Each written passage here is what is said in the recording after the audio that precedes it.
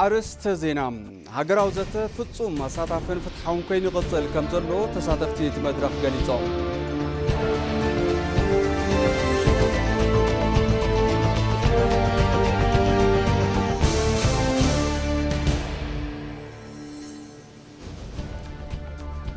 أب إثيوبيا جبن قعزينا نسرقن كابسور مسارات الملاي محبرسو مسل تكبارات أب مقلات جامو قواتا كم تقبات حبيرون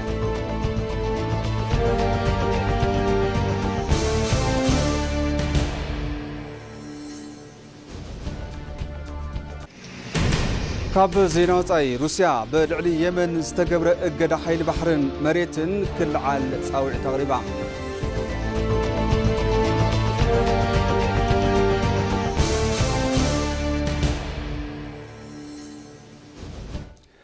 سلام تعنا هذا اللي يذكركم تملكتي كم يتمسيول كساعات حاد قينو كم تلمود ما أد زينا حزنا متينا لنا زيناتات ندام رحوم سهم تنح أنا برهم في السام فلما بحاصرت زيناتات كنجمر زي سروع فلسات قبل على زيجاتاتن هاجرن لعول قدقات زسعبي كبلام منستر دكانستيون محورا وقدين إرجوجي تسفاي جليتن إثيوبيان ملاون زي حجاو فلساتن دوب سجر جبناتن بحوار نمكل خال زقلن نايب مردا سمعنت تفراريبان دكتور إرجوجي تسفاي أبتوان كم زجلتو فلسات بجبو من محدار تزيد تتخيلهم محوراون قطباون لمعات مقلطافن زواوي وحدات متنخارن كحجز كم زخلين جليسن بانصارو جن زي حجاو فلسات قبل على زيجاتاتن هاجرن لعول قدقات كم زسعب تزاريبا مستر دحننت وسط هاجر ريبابليك مالاوي بيتر موكيهيتو بوغنوم زيجاتات نمدحانن دوب سجر جبن نمعقاتن مالاوي بقراتنت كم تسره أرقاقيتهم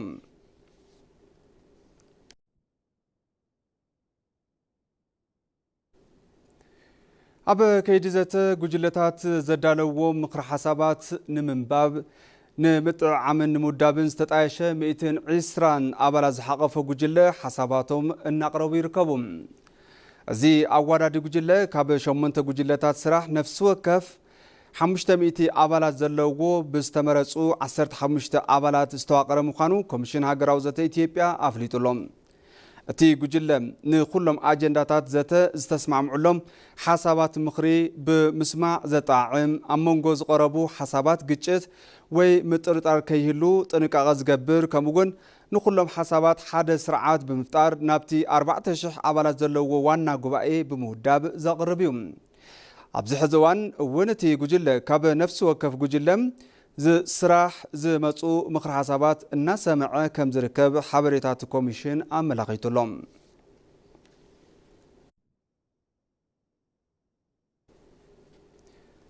أب كل الدبوب إثيوبيا ديستريكت جنكا هنزت مأخلاي معرفون فرت ديما كام تجميرهم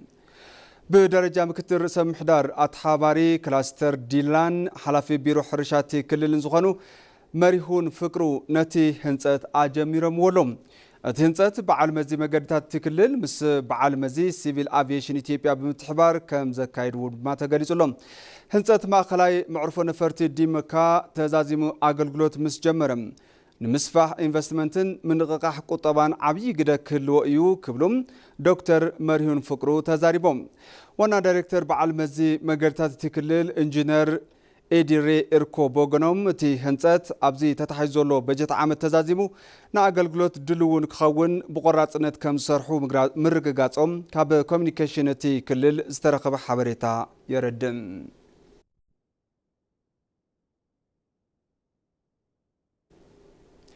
ناب زرزر زينا تنحلف دما أفلالاي حساب بزتن بمردان مفتاح تحاسبو نتسالت أزلو هاجراو زت بزحنت حساب بصفحات نتعانا قد يركب أتي زت فتسو مساتفن فتحون كوينو يقصل كم زلوون تساتفتي تمدرخ قاليس أملو منوران كرماي ኢትዮጵያ ፍልፍል ጎንፀን ዘይ መረዳ ኮይኖም ዝጸንሑ አጀንዳታት በዘተ በመፍታሕ ሃገራዊ መረዳእ ንምርጋጽ ዘኽእላ ዕውት መድረኽ ዘተ እናሳለጠት ትርከብ ኣብዚ መድረኽ እዚ ብርክት ዝበሉ ኢትዮጵያውያን ተሳትፎ እናገበሩ ዝርከቡ እንትኾን ፍጹም ፍትሓውን ኣሳታፍ ዘተ ብዛዕባ ምዃኑ ተሳተፍቲ እቲ መድረኽ ይገልጹ ኣብቲ ኸይዲ ምይይጥ ወይ ድማ ኣብቲ ኸይዲ ምክክር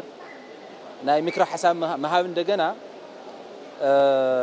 ብጣዕሚ ኩሉ ብዘይ ምንም ኣፈላላይ ማለት እዩ ደቂ ኣንስትዮ መናእሰይ ዓበይቲ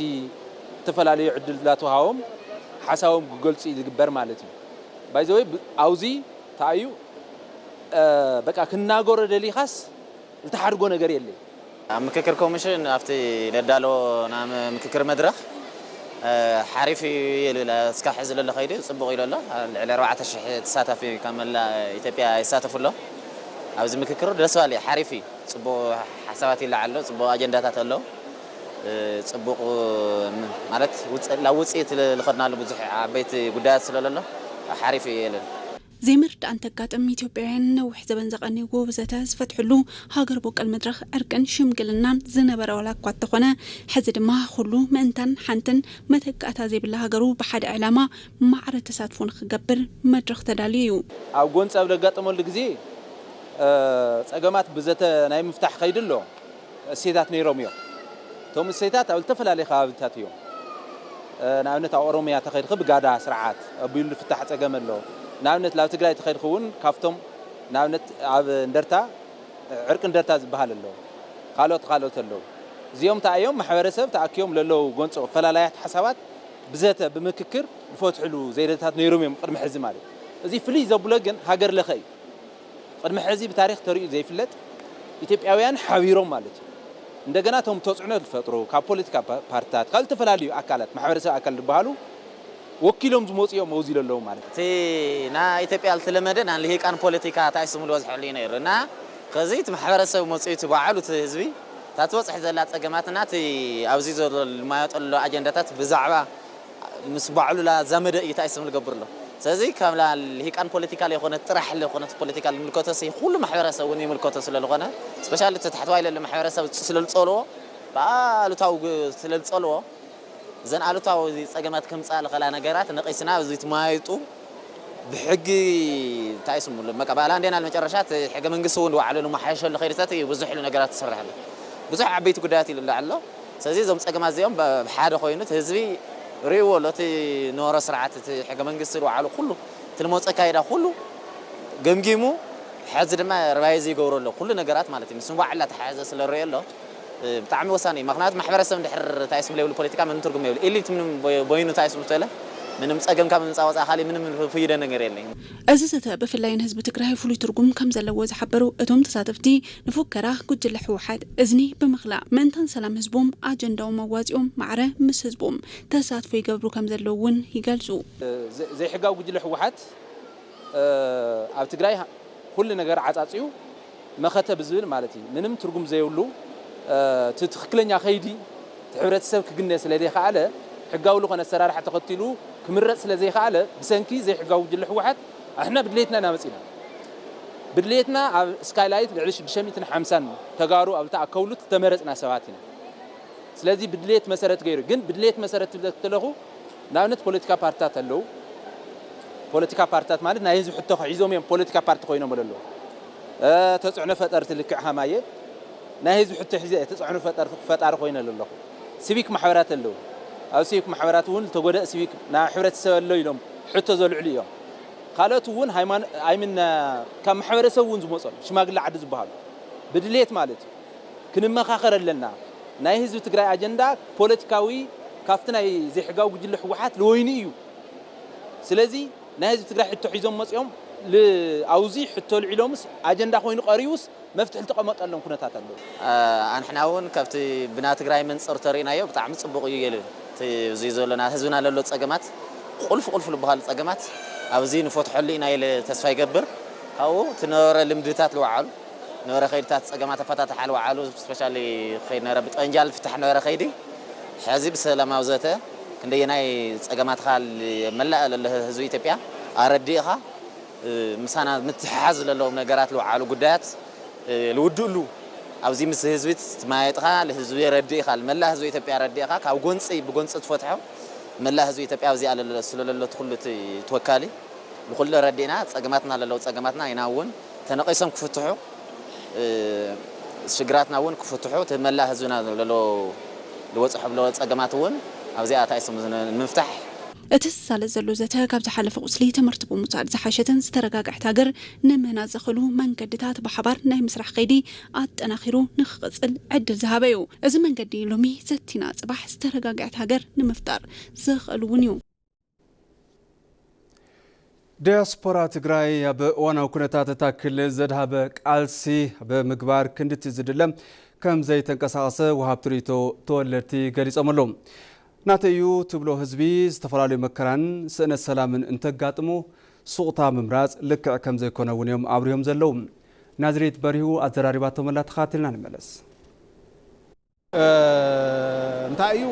ማለት ብገለገሊ ናይ ዲያስፖራ ክፋል ዝቃለስ ኣሎ ኩሉ ኣይኮነን ዝቃለስ ኣሎ ብዝተፈላለየ ቻናላት ተጠቒሙ ይቃለስ እዩ። ንሕና እውን ንረኽበሉ መንገዲ ኣሎ እቲ ናይ ለውጢ ሓይሊ ከምቲ ትማል ኣብ ምኸተ ትግራይ ዝነበረ ነቲ ጉጅለ ብምቅላስ ጉለታት ክህልዎ ይኽእሉ ኣለዎ እውን እቲ ሓደ ትጭቡጥ ኣብ ባይታ ዘሎ ኩነታት ብኣግባቡ ካብ ዘይምርዳእ ዝብገስ ጉለት ኢለ እየ ዝኣምን።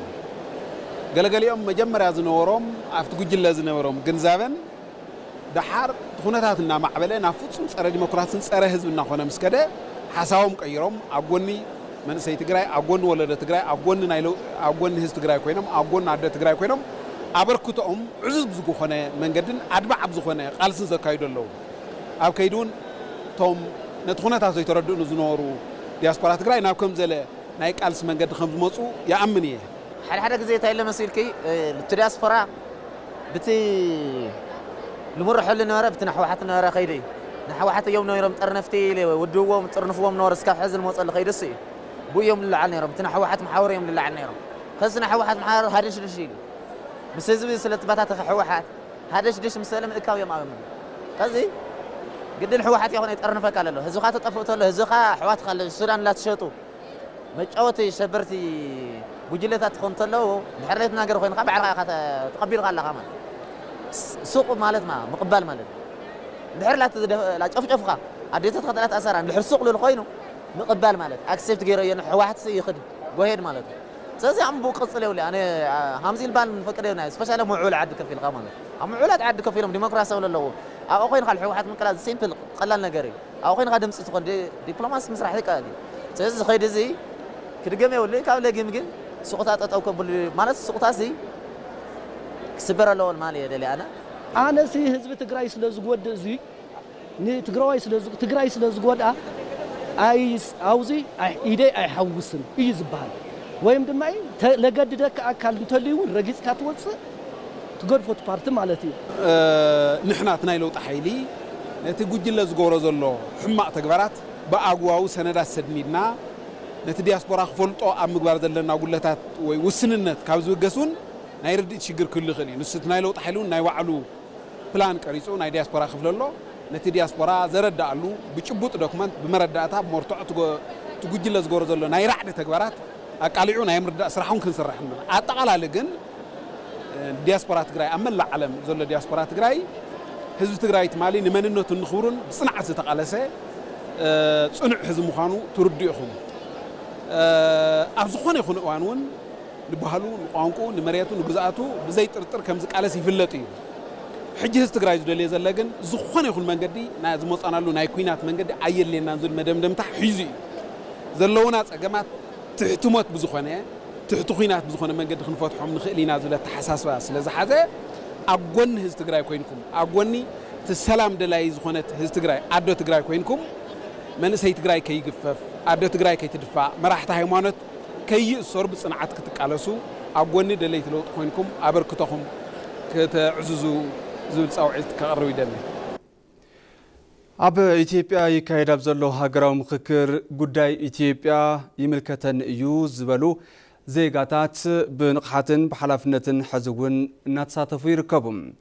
ተመኻኸርቲ ንሃገር ይጠቕሙ እዮም ዝበልዎም ብሱላት ናይ መፍትሒ ሓሳባት ሒዞም ብምቕራብ ንዓብዪ ሃገራዊ ጉዳይ ቀዳምነት መሃቦም ንሃገራዊ ሓድነት ሓዱሽ ምዕራፍ ይኸፍት ምህላው እውን ተሓቢሩሎም። ንፀብጻብ እድሉ ፈቀደ ጌታቸው ኣለሙ نزمنات زي صنحو هجراوي حمامات بالسلطنة مجدين مفتاح استجمرة كيدي هجراو مخكر قداي إثيوبيا يجد سنيو يملكة النيو زبل كله بنقحة بتصفان زي ساتفلونا حبر مدرخ كوين اللهم أفلغلياتنا فلفل طباق أمبر بأسي غيرنا زين رئيلو ناتي حساب طرح يسعر كابزب الله قلاليات حساس باوسينان إثيوبيا زحشاينا يو إلنا نحطلو حدوش بهالي بوليتيكاون أمهنات يركب زي نقحن بتصفان زملن حبراو حدنت زيغاتات اب مهنات متنخارن زلو هاغراو ترغمون ازيوز لعل كوين اللهم زي دما حبراو تاريخ كم مبغسي حبراو مصاي عدل دما كم مبصحي بمغبر ناي صباح اثيوبيا بصنوع مسرت ناي مهنات صعري بلعل قلطافه غهدي مغباريو ايه تاريخاوي ازي تاريخاو زته نኢትዮጵያ بصبق كنتات زساغራ እዩ ዝብል እምነት ኣለኒ ብፍላይ ንማሕበረሰብ ኣርባዕተ እንስሳ ይጠቅም እዩ ዝብል ሓሳብ ኣለኒ ቅድሚ ሕዚ ካብ ዝነበረ ብዝሓይሽ ብፍላይ ኣብ ጉዳይ ሰላም ንኢትዮጵያ ይጠቅም እዩ ናብ ሓደ የምጽዩ ተዓፊኖም ዝነበሩ ሕቶታት በዚ ምላሽ ክረኽቡ እዮም ዝብል እምነት ኣለኒ ኣብቲ መድረኽ ምክክር ዝስምዑ ድምጽታት ናይ ድሌት ናይ ተስፋ ሃገራውን ሓበራዊ መጻኢ ሕልምን እዮም ዜጋታት ብንቕሓትን ብስምዒት ዋንነትን ዝገብርዎ ተሳትፎም ሃገራዊ ሓድነትና ብምጥንኻር ኣብ ጽኑዕ ምድግጋፍን ምክብባርን ዝተመስረተ ሓድነት ብምፍጣር ናይ ሓባር ዓቕሚ ክኸውን ክኢል ኣሎ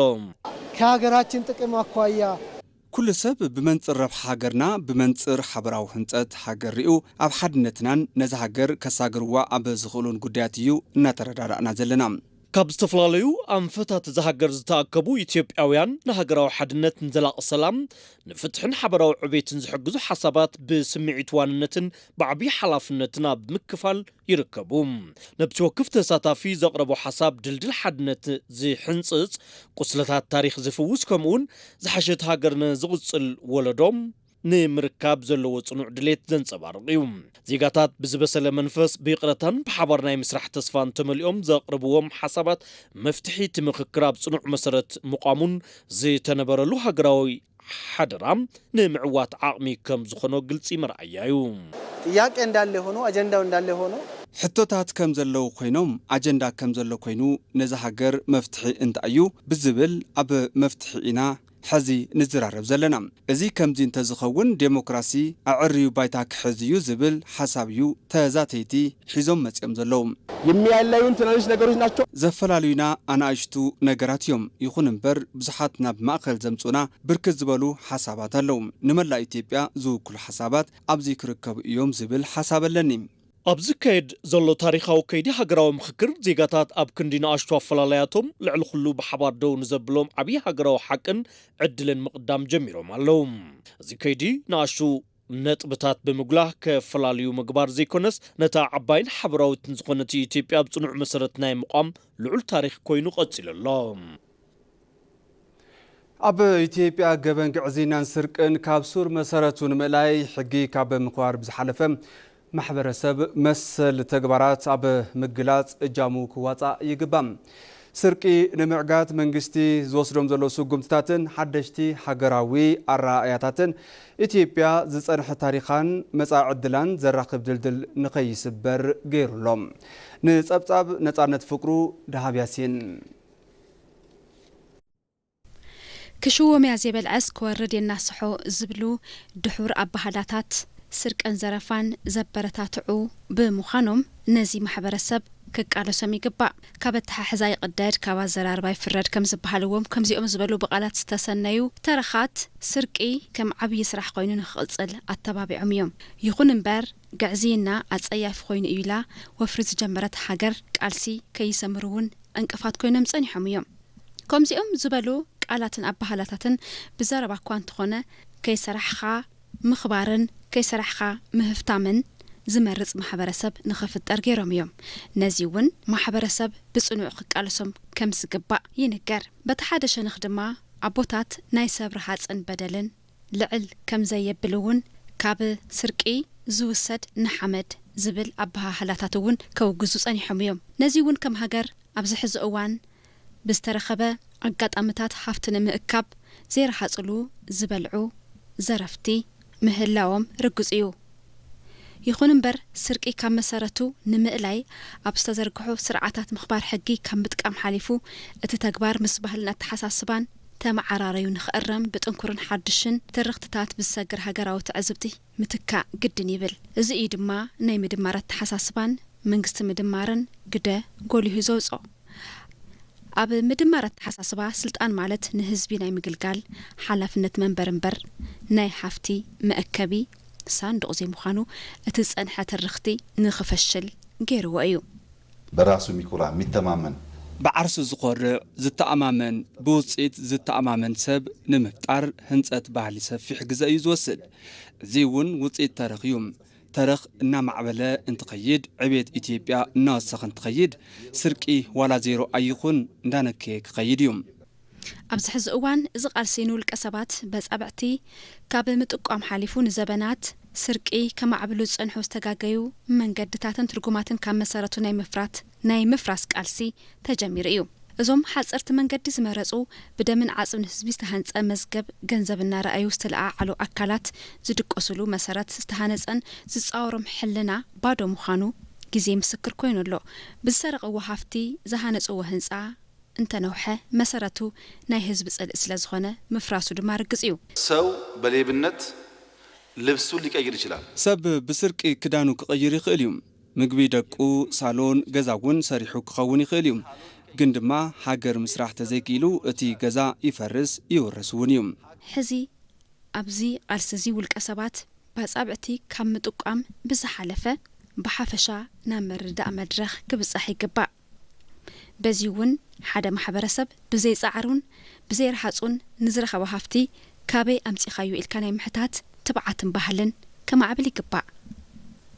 سرقي أبزخون يخون بركي خفص أمكالو زي يتصاور زق على كم أون كاب سرق استرخب حفتي أب محبرسب كم وردت تغيرو زو سدلو لوط انبهرن بحلن كساب زمص ناي حزب قالسي عبي قدي صوت سلازي دما غزي بصيحو منغستاو مواقر بحزبي زتحاتته حتو ممحدار بتكبار كملس جميرلو يخون امبر ناي حزب قصلي زفوسلو منغستي ناي فتحي حدر بموسادو طرح يكونن اتقنع منقد لوط زجمر كل زيغا مسؤول قاو حلن امس غبرو وعلن سممعنتن يو سرقن غبنن قعزينان كم مسارتو نمقلاي أبز قبر قالسين من قصقاسن هزباو قالسي خافتو لمود استفالي كساب سوربا قولوطي بحري من محياش مخانو رقصيو هزبون تبعاري انديهون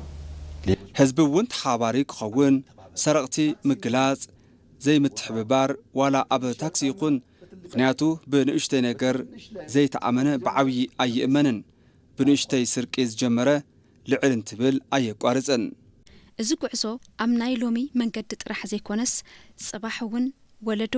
ኣብ ውሽጢ ልቢ ናይ ሓቅን እምነትን ዘርኢ ዝዘርኢ እዩ ኣብ ስድራቤት ኣብ ቤት ትምህርቲ ከምኡውን ሃይማኖታዊ ትካላትን ሓቅነት ብጻዕሪ ምቕያርን ከም ዓብይ ክብሪ ጌርካ ዝቆጽር ወለዶ ክፍጠር ከሎ ሃገር ካብ ዝኣተወቶ ናይ ስርቀይ ግዕዚናን መርበብ ሙሉእ ብሙሉእ ክትወጽእ ትኽእል ጽሩይ ረብሓ ዝኽበረሉን ስርቅ ድማ ናይ ማሕበረሰብ ዓብይ ሕማም ዝኾነሉ ንቕሓትን ባህላዊ ስግግርን ክሳብ ዝረጋገጽ እቲ ህዝባዊ ሓበራዊ ቃልሲ ከይተሓለለ ክቕጽል ይግባእ حز ድማ ናብ ዜና ወጻኢ ክንሰግር ሩስያ ኣብ ልዕሊ የመን ዝተገብረ እገዳ ሓይሊ ባሕርን መሬትን ክልዓል ፀዊዓ ኣብ ባይቶ ፀጥታዊ ድሕቡራት መንግስታት ወኪል ሩስያ ዝኾና ዩልያ ዝዳኖቫ ኣሜሪካን እስራኤልን ኣብ የመን እናገደደ ዝኸይድ ዘሎ ግጭት ዝወቐሳም ኩሉ እቲ ምግቢ መድሓኒትን ኣገደስቲ ቀረብን ናብቲ ሃገር ከይበፅሕ ዝኽልከለሉ ኩሎም ገደባት ክእለዩ ተላብየን እተን ወኪል ኣብቲ ባይቶ ፀጥታ ብዝሃቦ መግለፂ ኣብ የመን ሰላም ንምምፃእ ዝግበር ዝነበረ ፃዕርታት ንነዊሕ እዋን ኣወንታዊ ውፅኢት ከምፅእ ዘይምኽኣሉ እቲ ግጭት ክሰፍሕን ክሕይልን ከም ዘኽኣሎ ገሊፀን እየን ተን ዲፕሎማት ንኩሎም ወሰንቲ ፖለቲካዊ ሓይልታት ከምኡውን ሕቲ ዘጠቓለለ ዘተ ከም ዘድሊ ድማ ኣስሚረናሉ ክብል ኣልጀዚራ ፀብፂቡ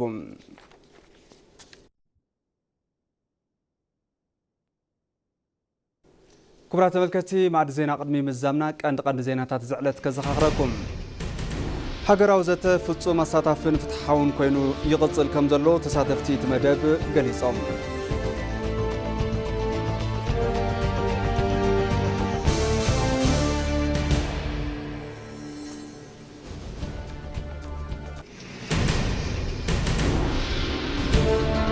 ኣብ ኢትዮጵያ ገበን ግዕዚናን ስርቅን ካብ ሱር መሰረቱን መላይ ማሕበረሰብ መሰል ተግባራት ኣብ ምግላጽ እጃሙ ክዋጻ ከም ዝግባት ሓቢሩ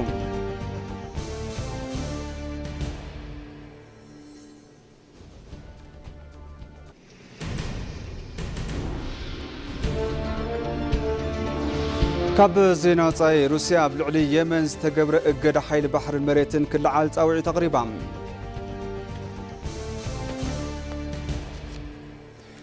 باركستنا بالكتي مع زينا بزيزا زيمنا سلامك تالكم عزينا نمسكن سلام